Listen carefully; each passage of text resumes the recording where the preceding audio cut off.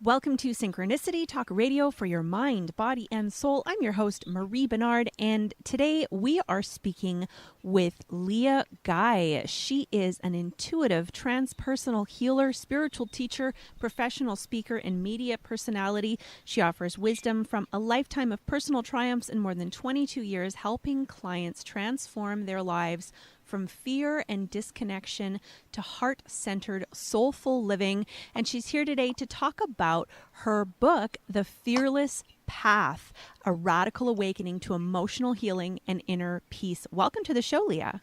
Thanks so much. It's great to be here. Thanks for being with us. So can you tell us a little bit about your background and what got you into helping people with their emotional healing?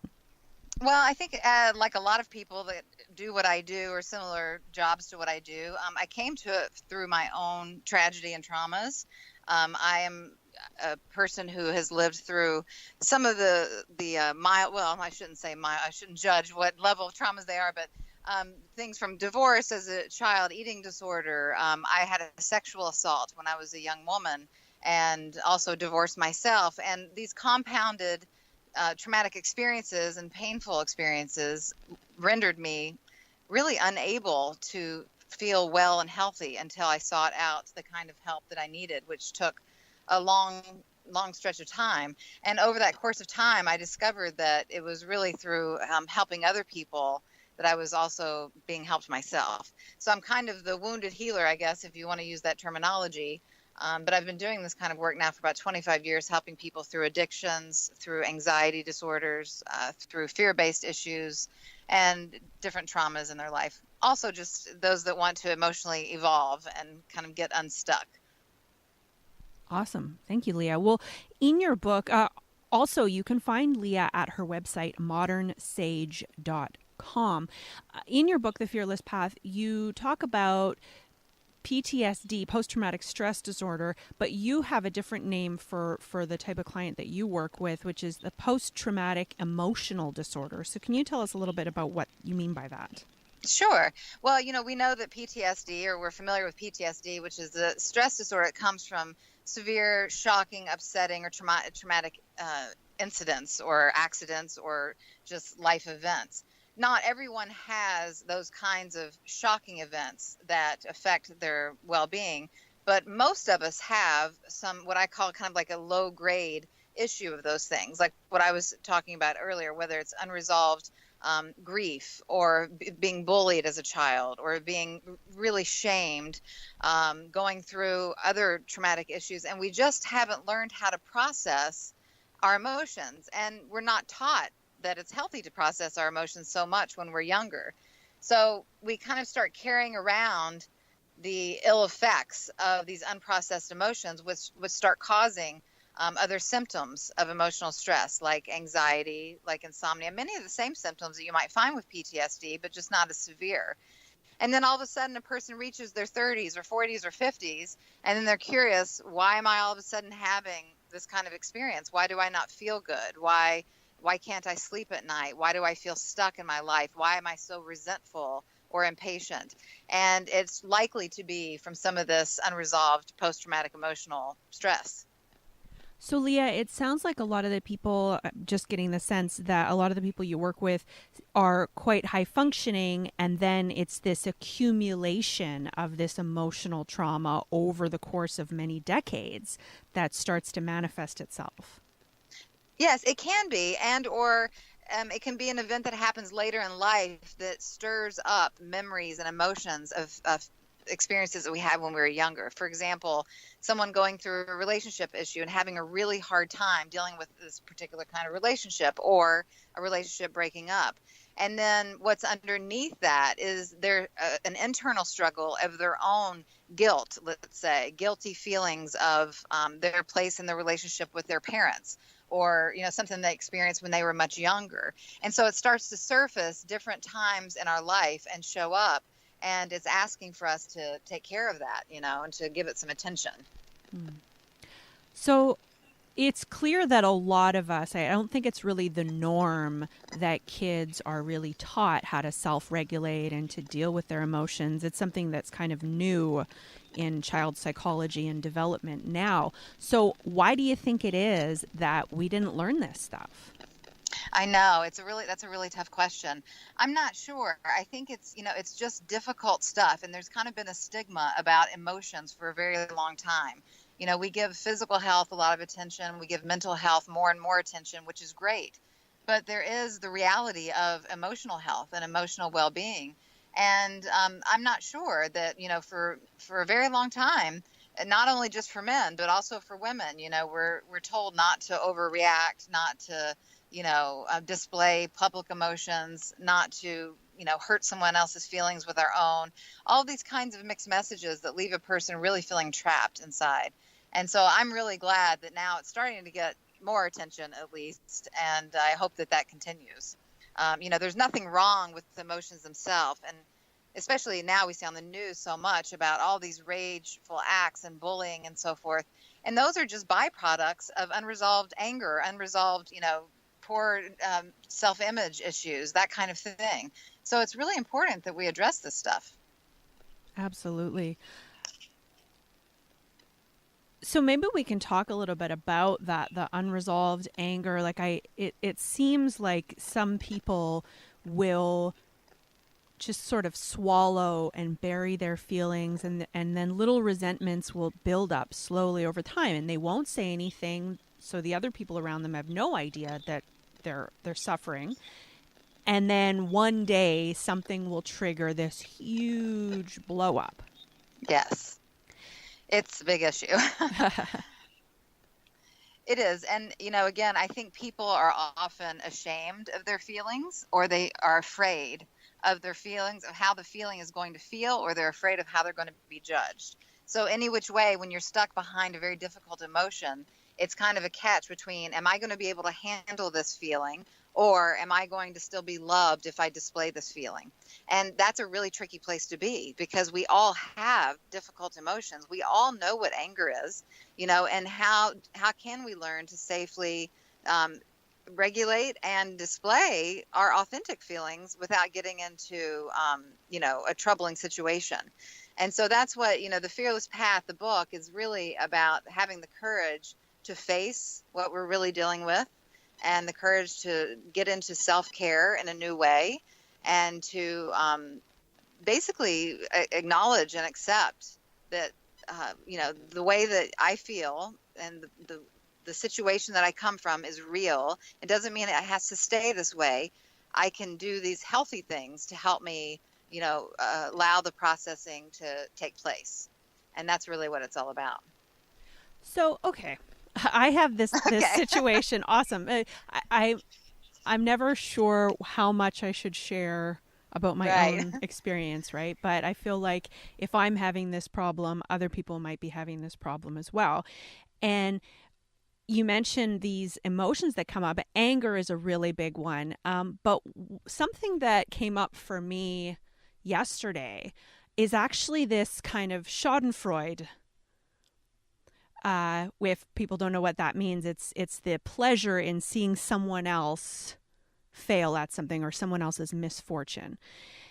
And the reason is because it was sort of a karma thing. There had been this person who has been a bully in a previous social circle and has alienated many, many people, and yet continued to be part of this social circle and would be invited out, to the point where other people would just leave the circle because they didn't want to deal with being bullied. Mm-hmm. And then I got an email yesterday that this person had blown up in typical fashion, and the other person, who has been a big keystone in this social circle, finally saw what everyone else was seeing and came to me for support. And I actually had to say, I'd already disconnected from this social circle and I don't want to revisit that. But there were all these emotions that kind of came up, where I felt sad for her that she had been close with this person and had been hurt. But at the same time, I felt vindicated. Right. Because I was like, well, now you see what I saw. And the fact that you allowed her, you witnessed how she treated me and other people, and you stood by her. Yeah. Now you made your bed, now lie in it. I didn't say that to her, but that's what I felt. So how do we process, because those are kind of, I mean, when I felt these mixed emotions, the first thought was, I shouldn't be feeling this way. And that's where the problem is. It's not the emotion itself. I mean, what you're experiencing is a need for justice, and actually that feeling justified is one of the biggest issues that people struggle with. The fairness of all things. We all want to be treated fairly. We want the world to be fair. And oftentimes, I believe that the world is often fair, but we sometimes don't see the resolve. You know what I mean? So, like, you were able to see the resolution and the fairness and the justification come forward. So I don't think that feeling in itself, that's a natural, instinct. That's a natural reaction to hurt feelings that you've had, to feeling unjustified, to feeling unheard, to feeling several things that you experienced in in what you witnessed with this person. And then you see it come to fruition in a different way. And there is almost like this relief of justification of your experience. But it's that part before where I shouldn't be feeling that. And who says you shouldn't be feeling that? That's where we've socially become very judgmental of I should and shouldn't be feeling X, Y, or Z. And the reality is we are feeling that. And that's that presence with our emotions that allows the emotion to not build or grow or get distorted. But the presence to it is just acknowledging it and it being real, which actually settles it down. So if you didn't have that I shouldn't feeling, you may just feel a justification and move along. But it sounds like the issue is more with the feeling of I shouldn't, than actually with the feeling of the justification on the other person's side. So it gets really tricky and complex, but it's not as complex as it seems if you break it down into, this is what I feel. Can I feel this without having a judgment about what I actually feel, and just allow myself in this moment to feel this way, knowing that this moment is going to change to another moment, knowing that emotions are fluid and they will change, and knowing that I have access to every emotion available because I am an emotional creature. Can I sit with what is real with me right now without judgment? And now we're able to start the healing process.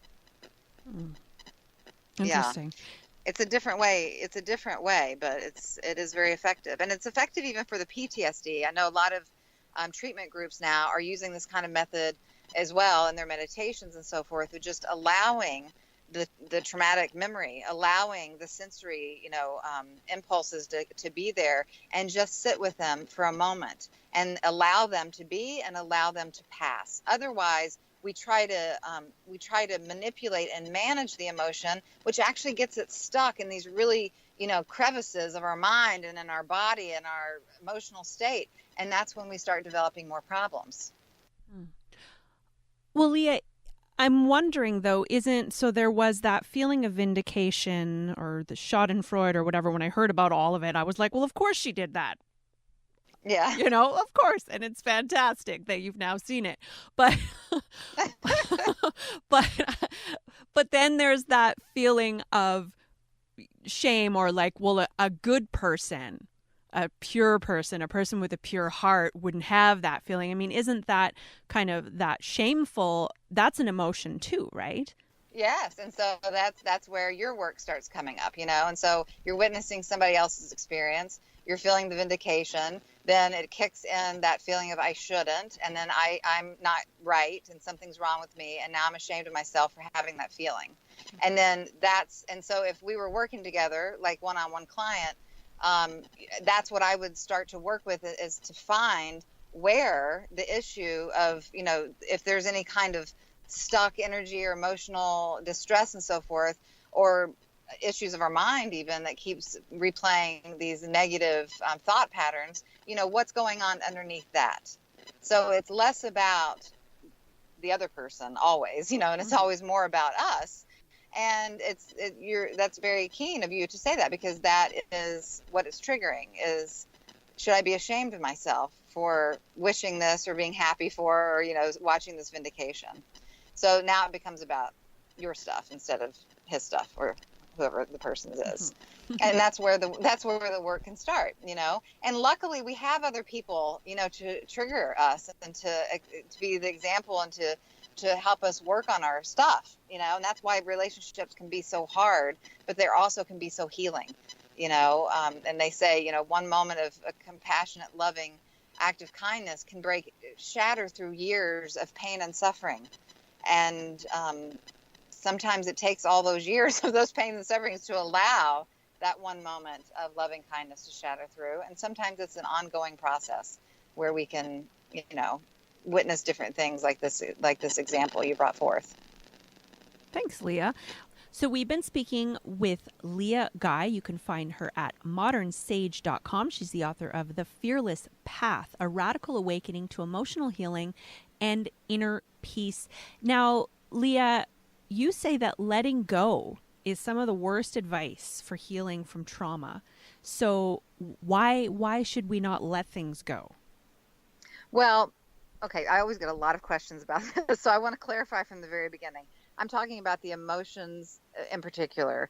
Everyone's trying to run away from experiences, and that is another way to avoid pain, or that's what people think. They think if I can let go, let time heal, just forget about it, deny the experience, then everything will be perfect and happy again. The problem is there's the theory of letting go is just that. It's a theory. It's not practical, and it's not applicable to most anything other than letting go of, some, dirty socks that someone gave you years ago, or what have you. You can also let go of some negative, repetitive thinking. But emotions, as we stated earlier, they're real and they have happened. So if you're trying to let go of an experience, of an actual part of your history that's been a part of your makeup, of who you are, then you're essentially trying to disconnect from a part of yourself. Letting go has nothing to do with somebody else or something else or a job. You can take a new job. You can get out of a relationship. You can get into something else, but you're still going to have the effects of resentment or grief or shame or guilt or anger or jealousy or what have you until you work through the emotions and allow them to process and heal. So I like to explain it like this, that, especially spiritual seekers and people of that sort really like to talk about the connection to all things. And we are. I believe that we are. And there is a divine order, and there's a connection and this universal, kismet kind of energy. And if that's true, then the cutting things off, cutting cords, letting go, and so forth, these are just, they're just adding more stress and pressure and false thinking about the reality of a person's state of being. So, in other words, if you're in a relationship and someone really hurt you, let's say they cheated on you, yes, you probably want to move into a different scenario.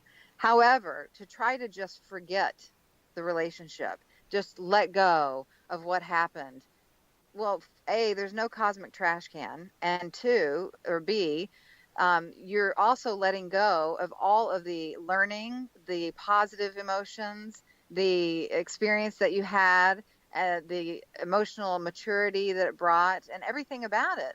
And that's not healthy. That's detachment. That's separation from self, from emotion, from heart, from soul. And so people that constantly talk about letting go, try to let go, they're really in a state of denial, I think. And it's causing mental fatigue and mental stress more than any kind of emotional healing. Thank you for clarifying that, Leah. Well, because so many of us are, especially when we're on a spiritual path, it has been this teaching lately in the last decade or so, especially, of the positive thinking movement. And, yes.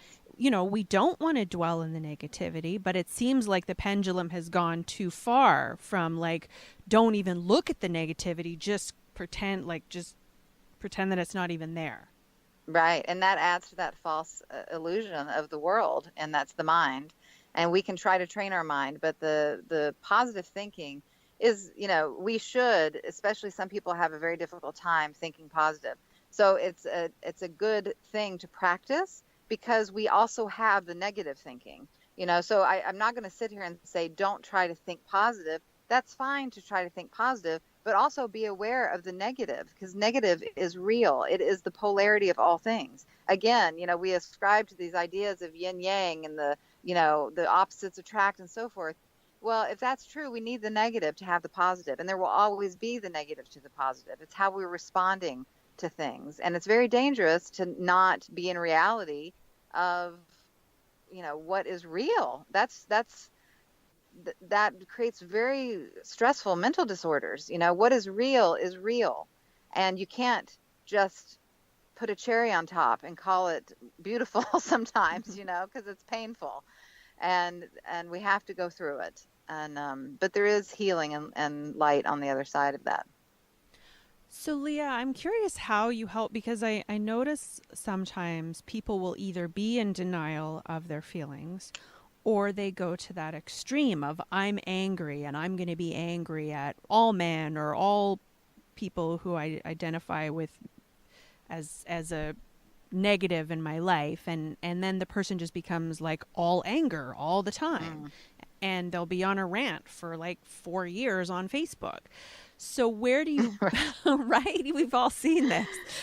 So where do we balance the, okay, so I have this emotion, I'm justified in how I feel, without it becoming who we are as a person? Right. Well, that's where the self-care comes in. People, like you just mentioned, a lot of people get very hung up on pointing their finger and blaming everyone in the world for how bad they are feeling. When we become able, and it's at different ages for different people, but when we reach a level of emotional maturity, then we can finally take a break from blaming the world and just look at where we are, regardless of who did what and how that made me feel, how somebody hurt me, how they're terrible, et cetera, et cetera. But again, with the reality of self-care is I'm responsible for how I feel. And so I really try to work with a person about bringing their energy and focus into how they're feeling, what they're doing, and what kind of care they're taking for themselves. And, without sounding cliche or totally cheesy, we do really have to start with the heart, because the heart is, in the book, there's a quote that says it's the bridge between heaven and earth, but it really is that place where we translate the higher spiritual energy into this world, and also where we transform the physical energy into a higher state of being. And it's also where we can create a space of compassion and self-love.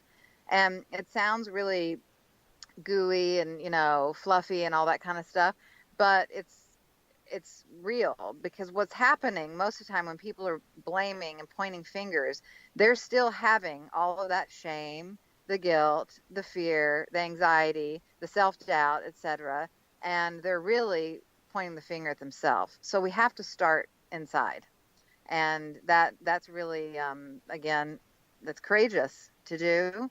And it also takes a lot of ownership and responsibility, which requires maturity. So when I see those people that are just constantly bashing and on those rants, I know, one, that they're hurting, and two, they haven't quite, owned up to their emotional maturity just yet. Mm-hmm. Thank you, Leah. So I'm wondering if you have maybe a beginner exercise that someone could start out with. So they're having this negative emotion. Now we understand, okay, so I'm feeling anger. Yes. What's the next step? Well, I do teach a lot of meditation, and so I fear to bring up that word all the time, because people are automatically go, oh, I got to do that. So let's not call it meditation, but why don't we just call it sitting for 2 minutes? Just try sitting for 2 minutes. And when you sit for 2 minutes, you're just going to turn everything off and close your eyes and just sit in total undistracted silence if you can. Go to your car if you need to. It doesn't matter. And notice in your body, and even say to yourself, I fear, or I feel anger. Where is the anger in my body? What does anger feel like? What does anger look like? And really get to know and experience what anger is for you. Often, again, our mind starts telling us, we don't even stop to really think of how we are right now. We just have this mind that says, oh, don't talk to that person. You're angry at them, or that person's bad. They hurt you before. But if you really stop and get centered in yourself just for a couple of minutes and check in and go, how angry am I right now? You may be off the charts angry. Then just sit with it and feel it and notice what it looks like and where it is. You may notice that, oh, I'm actually not that angry. That's an old script I've been telling myself because it keeps me from moving on. It keeps me from really doing something different and being happy. And so it's very simple, but very difficult to take those 2 or 3 minutes. And 3 minutes may turn into 5 minutes, and it may turn into 10 minutes. It doesn't matter. But being willing to sit down, be still, and just listen inside, you'll get a lot of information, and it gets the ball rolling, of that connection to emotion, to mind, to body. Thank you, Leah. And you said something interesting about how that old habit keeps us there. Can you say more about that? Well, actually the Zen Buddhists, they call it habit energy. And I don't teach Zen Buddhism or anything, but I do like that term, habit energy. So again, in that PTED, the post-traumatic emotional disorder, what often happens is we get the pain, it causes us to suffer, and then we want to stuff it away because we don't want to feel it anymore. We think if we, let it out, that it's just going to keep attacking us. But the opposite is really true. If we let it out, then it has an opportunity to transform and move through and cycle out of our system. Not that we'll ever forget. But the habit energy comes when we try to swallow it or stuff it in, and then we're just reacting from that memory of the pain instead of the reality of what we're feeling right now. And that is a very common practice, especially between friends, at the workplace and so forth. We have experiences and we just assume that we're going to keep having the same experiences. And it stops us from forgiveness. It stops us from compassion. It stops us from feeling what we're really feeling. And we just kick back into that habit of, oh, I see that person, I should feel this way. Or I walk in these doors and I should feel that way. We can challenge ourselves. We can challenge ourselves again with the listening, with the being present and going, how do I really feel? What is today like? Because that was yesterday or that was 10 years ago, and it takes that courage again to challenge oneself. And I can imagine that there's layers, because I feel like this is a constant practice. Like as soon as we uncover one layer of habitual anger or fear or pain, then it seems like it uncovers a whole other layer the next day. Yeah, I guess I know a lot of people talk about it as far as layers, but I just think of it more as it's still there. I also hear people say, I must be over it because I don't have any emotion about it when I talk about X, Y, or Z anymore. And, that's a little unusual. Not that you have to have a breakdown every time you remember something of the past, but there is an emotion that is attached to it. And this is what I'm referring to with that whole letting go. Everyone's trying to get rid of things. And, in the book, I'm very open about the rape that I experienced. And I can talk about the rape without crying and so forth. But when I really think about that or feel it, I still have sadness and anger and shame and all kinds of things that come up because that's what was real. And so if I'm just trying to deny those things and that experience because it's making me feel okay in the moment, that doesn't mean that those emotions aren't alive or necessary. We need certain memory and emotional memory to teach us and to help us evolve and deepen our personal and spiritual life. So the layers, yes, we can think of them as layers, but I think it just is. People say, oh, I've been working with my mother issues for 20 years. Yeah, because there's a mother issue. It may be totally resolved someday. It'll still be what it was for those 20 years, and it will still probably elicit some kind of reaction, a response from you when you think back into that, and that's kind of normal. So we can think of it different ways, but I just like to stay really present and current. This is what is right now. And if it's a layer, it's a layer. If it's a memory, it's a memory. But what am I feeling right now? And what do I need to work with? So it sounds like, Leah, you're saying that a lot of us expect that if we have, in our journey towards healing, that we should be able to look at a past hurt and not have any feeling about it anymore. And that means we're over it. But that's not realistic. Yeah, well, what is over it? And I'm not trying to be the devil's advocate about everything, but what is over it? Over what? I mean, it happened. We're all over the last moment that just happened because the moment's gone. It used to be 6:34 and now it's 6:35. So I'm over 6:34. Again, that's all judgment in our mind about trying to be somewhere else. But what if we could just be with what is? And what is that, okay, maybe today I'm not feeling so emotionally triggered about that, but tomorrow I might feel emotionally triggered about that. I don't need to judge myself. I don't need to be anywhere else than where I am. So I don't need to be beyond or behind or over or wherever. I just need to be where I am. So it's a slightly different mentality take on the process. Thanks, Leah. Right now, we are speaking with Leah Guy. She is the author of The Fearless Path, a radical awakening to emotional healing and inner peace. Her website is modernsage.com. So, Leah, we may have already kind of covered this, but maybe you can say it in a different way. It sounds like we're talking about the concept of emotional healing. So if we're not getting over it, mm-hmm. What's another way of saying that we're healed from this and that we're at peace? Well, I think that it's experiential. I know myself and a lot of my clients, we've all had that feeling of being trapped or feeling stuck or feeling unhappy or being depressed or feeling anxious or, when we're not having these heightened symptoms of life, then we can probably safely say we're pretty good right now. We're okay. And are we healed all the way? Who knows? Maybe we are, maybe we're not. The peace, the happiness, that sense of a wholeness, that's what we're looking for.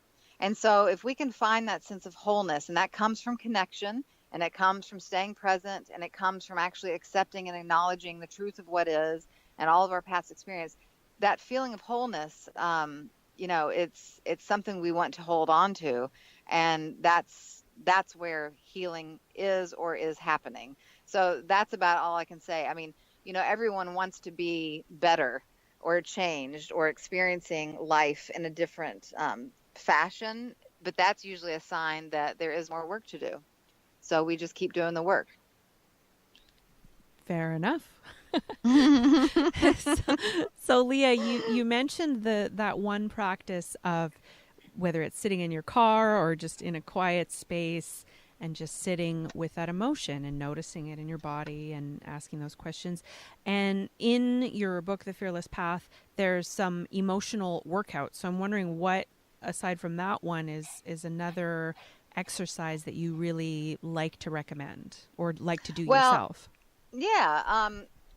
Well, as a first step, kind of first steps, and some of my favorite anyway, are really physical kind of things. We're all, again, trying to get healed and better and more enlightened and awakened and having these spiritual euphoric experiences because we're, wonderful people. But the truth is we're human beings. And a lot of times we really need to start with the grassroots and getting into the grass, getting physical, getting connected to nature, taking care of things like gardening practices, animals, adopting a grandmother, these kinds of connections that really help us feel purposeful here, that help us feel connected to nature, that help us feel more connected to ourselves.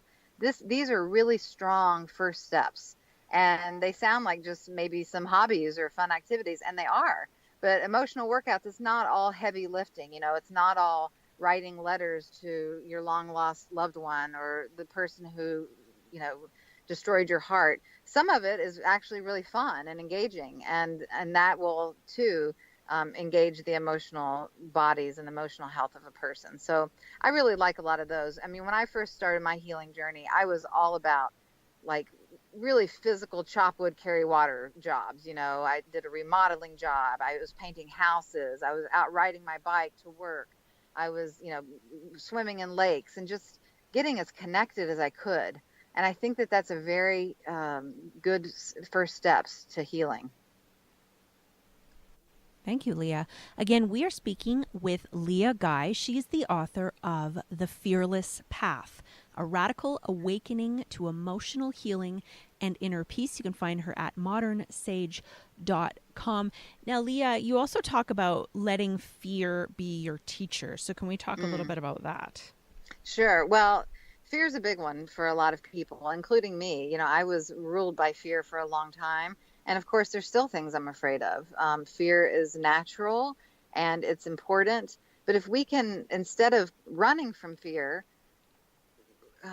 find that courage to stay with the fear and listen to what it's telling us. Let it guide us to where we need to do some of the work. Fear, as we know, physically, it'll alert us when we're in severe danger. But most of the fear that a lot of us experience are these, I don't want to call them fabricated because it sounds like it's not real, but fears about emotional things or experiences that may happen. It's the anxiety of the unknown. In other words, it's the fear of change. And that change can feel like a death to many of us, changing jobs, changing our living locations, changing relationships. And it is a certain kind of death, a metaphysical death sometimes, or the death of a particular time in our life. But we fear those things because it disrupts what we know. And so letting fear be present instead of trying to run from it at every moment. Again, it's another emotion. It's that root energy, that very basic kind of carnal, information that we get from our senses that alerts us, hey, something needs attention here, and then it's up to us to get into the practice of sitting, of listening, of being mindful, of paying attention and doing that self-care. So it's really one of the biggest teachers that we have. If you're never afraid of anything, you're probably not growing that much, or you just have a really strong constitution. I don't know, one or the other. Leah, I'm wondering if I'm sure we all experience this, how our mind can sometimes play tricks on us. Like we'll be sitting with that fear and kind of asking ourselves, why am I feeling this fear or this anger? And then there can be like this surface level, well, because that person was behaving like a jerk and I'm justified in how I feel. Yes. So, and then we could just move on from there and say, okay, well, then it's because they're a jerk. Right. Well, this is where we get into the other versus self. So I know this is very difficult for a lot of us. And I include myself in every time I say us because I'm, a person like all of us. Every time it's about someone else, we're avoiding the deeper issue inside. So even though the person was a jerk, what's going on with you? Where does it feel like you're being threatened? Why do you feel so unsafe? Why do you feel so insecure? And the only way we're going to be able to grow and have different experiences with that person or someone else is to strengthen ourselves. I often talk about in the book as well, but in workshops and so forth, most of us come at life in this kind of defensive position of, and I own a healing center and we have crystals and sage and all kinds of metaphysical gifts and that kind of thing. The number one question I get is, what do you have, or what can I use to protect from negative energy? And I always point to their body and I say, you don't need any of this stuff, really. It's you. Because when we're always thinking about protecting ourselves and shielding ourselves and blocking ourselves, and that person made me feel this way, we're really just giving our power to everyone and everything around us, even if they've hurt us. That whole mentality is, you still have something on me and you hurt me, and now I'm going to be afraid or I'm going to go away because you hurt me. This is, you have more power than me. But what about strengthening ourselves? And this is where the self-care comes in. Finding ways to feel less shame and more empowerment. Finding ways to work through the guilt and get back in touch with our passion and what the positive things that we give to the world and to relationships and so forth. This starts building our inner strength, our identity, our energy, our emotional well-being. And so now we're not, in defense all the time and cowering in this protective measure.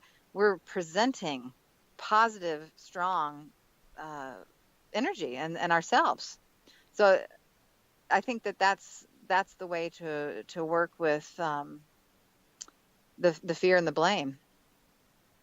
Thank you, Leah. And I just want to clarify that doesn't, just because our emotions have to do with us, doesn't mean that we have to continue to subject ourselves to external. No.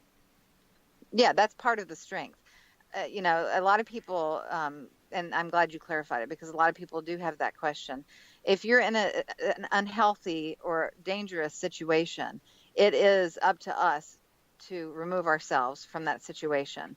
And in that process and future, there's always a place to gain more strength and to empower ourselves more and more. But by no means am I suggesting that a person stay in an unhealthy situation and just take abuse. But it is surprising when you present from a place of strength and confidence and assuredness and less fear, that oftentimes the world responds a little differently to you, and not that it's going to keep you out of harm's way. We always have to be careful. But I'm speaking mostly about, the emotional aspect of things. And it's just important that we continue to develop and mature and take care of ourselves instead of constantly being worried about what other people are doing. I'm glad you said that, Leah, because I feel like, there are those situations where we're in physical or mental danger, where it could be Yes. physically or emotionally abusive situation. But there's also that fear that we have of people thinking badly of us, or people not liking us, or people being hurt by how we're feeling. So how do we balance being assertive and being strong, and not, because you could go to the other end of the pendulum and be like, I don't care what anybody thinks, I'm just going to say whatever's on my mind. We don't necessarily want to do that, but we also want to be strong in ourselves. And if someone doesn't like how we authentically are, to be okay with that. Right. That's a tricky one. And it's especially when you're in a relationship with somebody is being a little stronger than you in their own state of being. It can abruptly, wake you up and go, hold on a second. He's not doing anything wrong, but why does this feel, it kind of feels like a personal attack somehow. But the truth is that it's bringing up the weakness in you.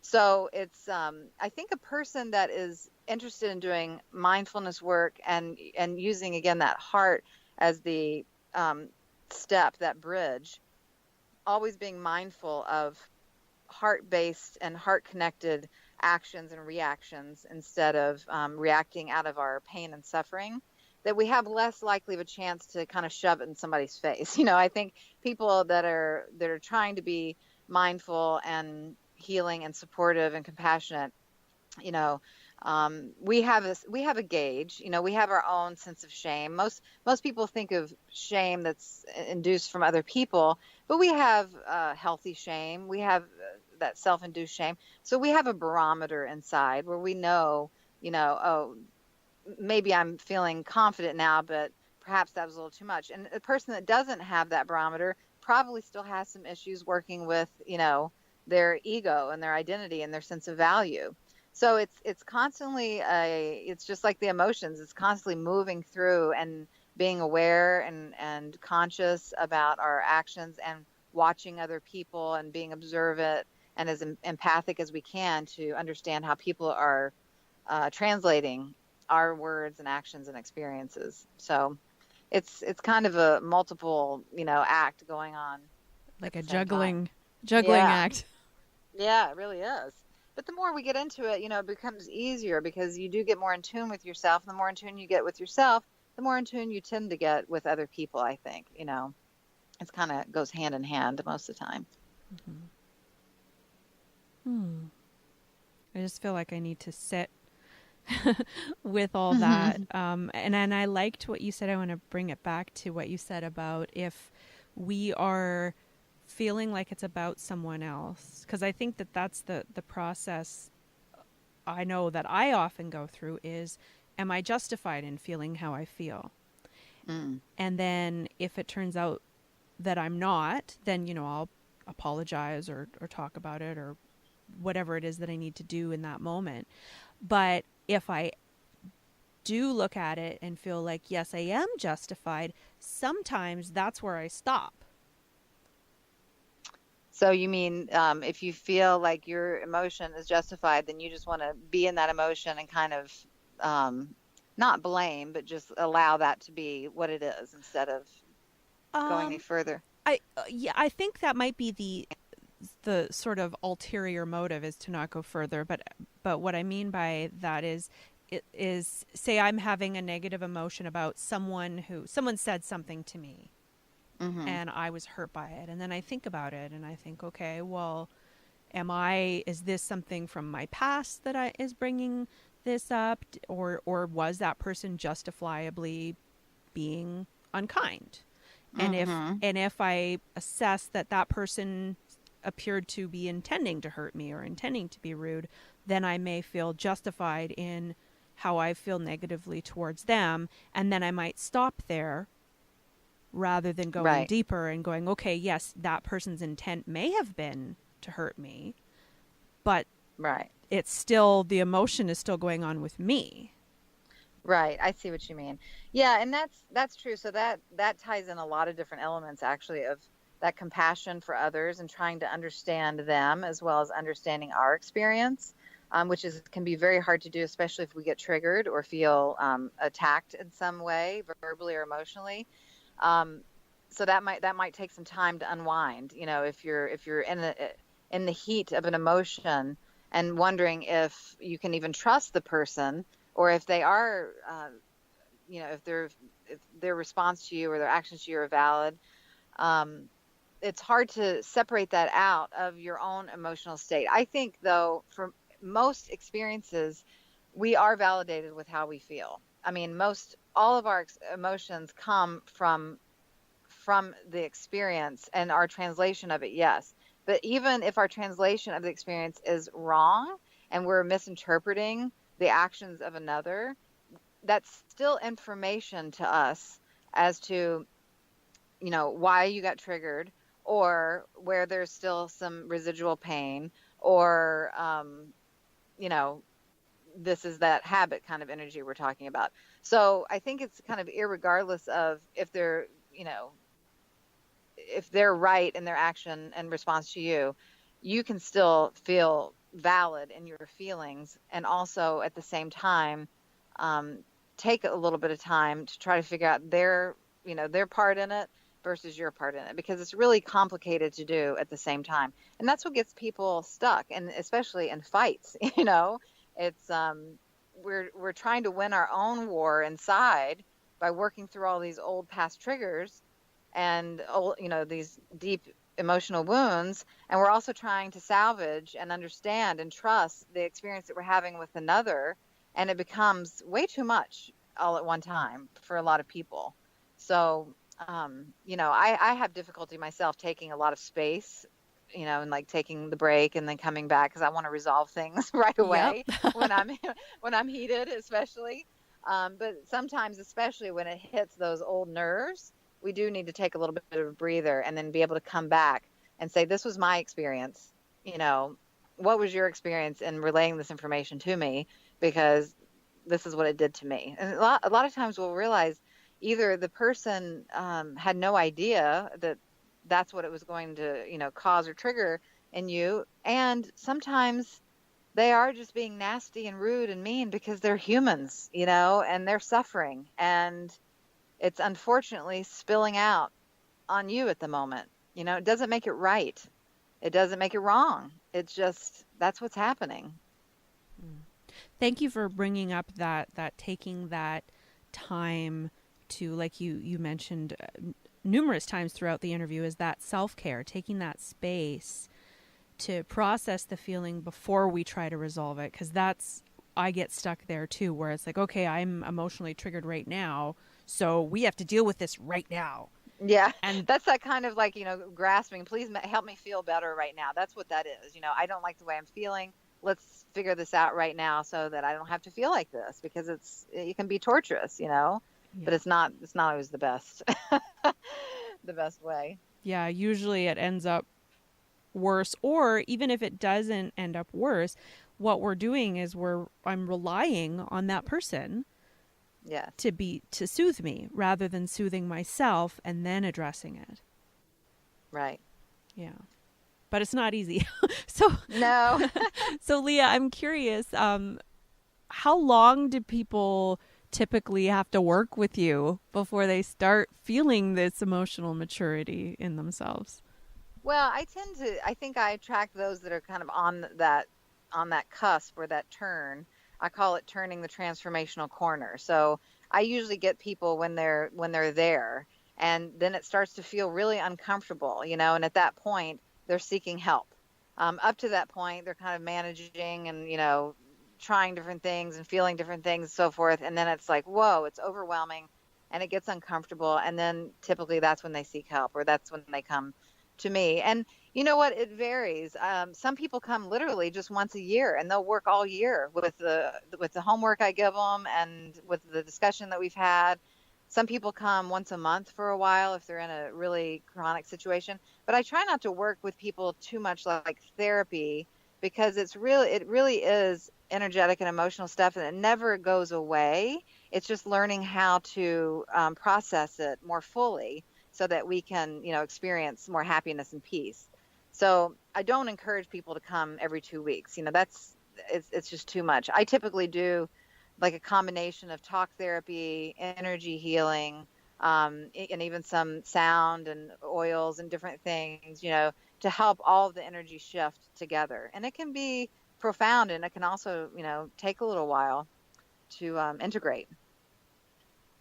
Wonderful. So if people want to get a better idea of what you do, you can go to Leah Guy's website, modernsage.com. And the name of the book is The Fearless Path, A Radical Awakening to Emotional Healing and Inner Peace. So this is a lot of sort of self-help in this book. At what point are people going to call you up if they're reading the book and needing help? At what point will they call me up? Or would you advise them to drop you a line? Well, yeah, they can. A lot of people, I think what's happening a lot is a lot of people are sending messages and reaching out for support or for sessions, but the connection, the understanding of, oh, wow, I've had a similar situation and I have these kinds of symptoms and this is what's going on. And so there really is a lot of support in the book. Even the stories give a good deal of support, because they range from all kinds of things, and they're all not heavy traumatic stories. Some of them are, but some of them are just very, average issues that we all face. And then with the emotional workouts, there's also I have a meditation CD that works with each chakra and each emotional root issue. So some people like that, so that they can order that online as well. But I encourage anyone to reach out to me if they're struggling or they're hurt. But the book does offer quite a bit of support. Perfect. Thank you. Well, Leah, we are almost out of time, so I'm wondering if there's anything that you want to leave us with, or one point that you really want people to take home today. I think that a lot of people ask me how to get started. And this is the real reason I do the work that I do. I'm not the greatest healer in the whole wide world. I'm not, I don't have 3 PhDs behind my name, but I have a lot of experience and I've worked with a lot of people.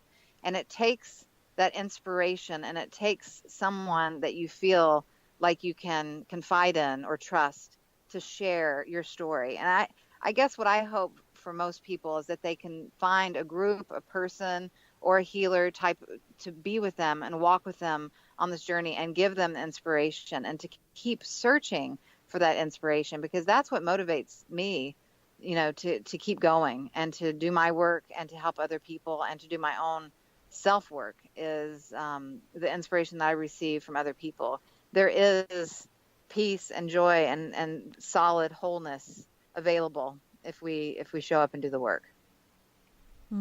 Beautiful. Thank you so much. We have been speaking with Leah Guy. She is the author of The Fearless Path, A Radical Awakening to Emotional Healing and Inner Peace. You can find her website at modernsage.com. This has been Synchronicity, talk radio for your mind, body, and soul. I'm your host, Mareeba, Benard. Thank you so much to Leah for being with us today. And thank you for taking the time for yourself to share this time with us. I want to send you lots of love. Have a wonderful day, a wonderful week. Namaste.